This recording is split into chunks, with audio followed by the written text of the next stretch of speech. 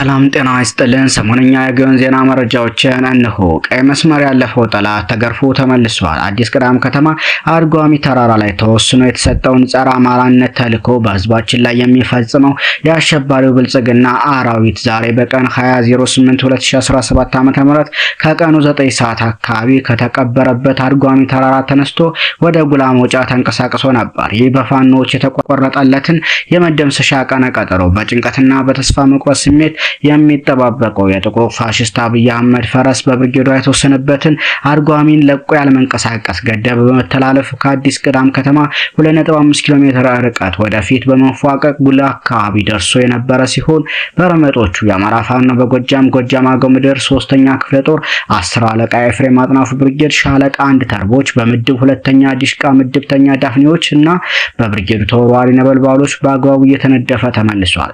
በተመሳሳይ ፈቃድ ላይ የነበረ 3 የብርጌዳችን ፋኖች ወደ ክፍላቸው ሲመለሱ በድንገት ካገኙት አሸዋ ኬላ አካባቢ የሚልከሰከስ ዘራፊ የብልጽግና አራዊት ሰራዊት ጋር በተደረገ ያልታቀደ ውጊያ ረመጦቹ የ10 አለቃ ኤፍሬም አጥናፉ ብርጌድ ልጆች አንድ አድማ ብተና በማስወገድ ሌሎችም ብዙዎችን አቁስለው ወደ አዲስ ቅዳም እንዲፈረጥጥ አድርገውታል ሲል ፋኖ ተሻገር አደመ ከ10 አለቃ ኤፍሬም አጥናፉ ብርጌድ ገልጿል። በተያያዘም በትናንትናው ዕለት ቆሎ መሸጫ አስተሪዮ ሞጣ በዋለ ውጊያ ዙ 23 ተኳሹን ጨምሮ 31 የመከላከያ አባላት 14 ሚሊሻና 7 ፖሊስ በድምሩ 52 ወንበር አስጠባቂ ተሸኝተዋል።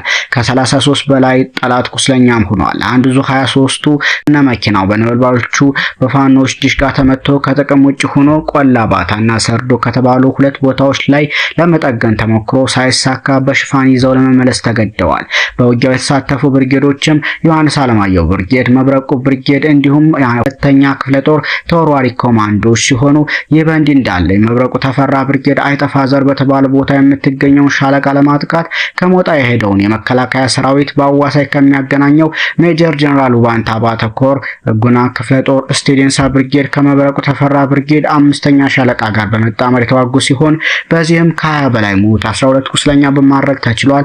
ለጊዜው ያልተቆጠረ 1 ኩንታል ተተኳሽም ተማርኳል። በተያያዘም የአማራ ፋኖ አንድነት በጎንደር ሜጀር ጀነራል ውባንታ ባተ 1ኛ ኮር ጣና ገላውዲዮስ ክፍለ ጦር ትናንቱ በደራ ወረዳ አንበሳሜ ከተማ በመግባት ጠላትን ሲያብረከረክ ሲደመስስ ውሏል።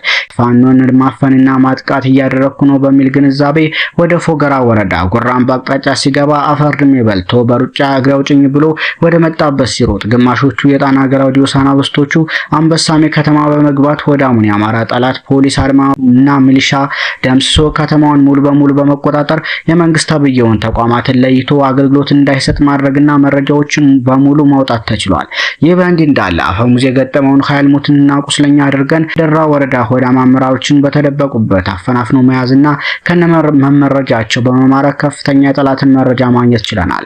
በመጨረሻም ከሞት በተረፉት ጸረ አማራዎች የደረሱልን ጩኸት ከባህር ዳርና ሐሙሲት የተነሳው ወራሪ ኃይል ወደ ከተማው ሲገባ ነበልባሎቹ ጣና ገላውዲዮስም የያዙትን ይዘው ስልታዊ ማፈግፈግ አድርገው ወደ ኋላ ሲወጡ ጀግናው ተዋቸው ሚሳኤል የተባለው የጣና ገላውዲዮስ አንበሳ አልወጣም ብሎ ጠላትን ረፍርፎ ሲጨርስ ራሱን በራሱ ሰውቷል ሲል የአማራ ፋኖ አንድነት በጎንደር ሜጀር ጀነራል ውባንታ ባተ 1ኛ ኮር የጣና ገላውዲዮስ ክፍለ ጦር ህዝብ ግንኙነት መምሪያ ኃላፊ ፋኖ መምህር ሙሉቀን አለህ ገልጿል። እንዲሁ ተጠናክሮ በቀጠለው ዘመቻ አንድነት ዞብላምባ ክፍለ ጦር 3ኛ ራያ ሻለቃ ወገልጤና ጎሽ መውጃ ላይ ታላቅ ድል ተቀዳጅቷል። የአማራ ፋኖ በወሎ ቤተ አማራ ምስራቅ አማራ ኮር 2 ዞብላምባ ክፍለ ጦር 3ኛ ራያ ሻለቃ ሚያዝያ 18 2017 ዓ.ም ወገልጤና ልዩ ቦታው ጎሽ መውጊያ የጠላት ኃይል ላይ ደፈጣ ጥቃት በመፈጸም ከ10 በላይ በመደምሰስና ከ15 በላይ በማቁሰል ታላቅ ድል ተጎናጽፈዋል። የጠላትን የማጥቃት እቅድ በማደናቀፍ ጠላት በፋኖ ውጊያ እቅድ እንዲገባ በማድረግ በራሳችን ጊዜና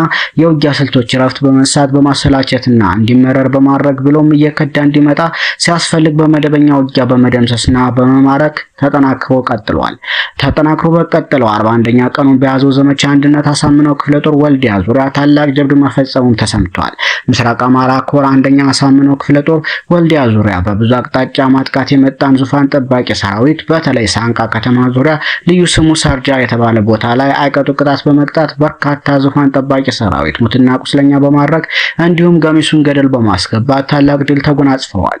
ከወልዲያ ከተማና ሳንቃ ከተማ አቅጣጫ ወደ ቃሊምና በቅሎ ማነቂያ በበርካታ እግረኛ ኃይል በመካናይዝድ ታጅቦ ውጊያ የከፈተው የጠላት ኃይል ካሳምነው ክፍለ ጦር የተለያዩ ሬጅመንቶች የተወጣጣው የወገን ኃይል ኃይል ድባቅ በመምታት ወደ መጣበት በመመለስ ታላቅ ድል ሰርተዋል። በተጋድሎ በተለይ ሳንቃ አካባቢ ሰርጃ የተባለ ቦታ ላይ በአሳምነው ክፍለ ጦር በተለያዩ ሬጅመንቶች በርካታ የጠላት ኃይል ሙትና ቁስለኛ ከመሆኑም በላይ ገደል ገብቶ አልቋል ሲል የአሳምነው ክፍለ ጦር ቃል አቀባይ ፋኖ ንጉስ አበራ ገልጿል። ሰሞነኛ መረጃዎች እነኚህን ይመስሉ ነበር።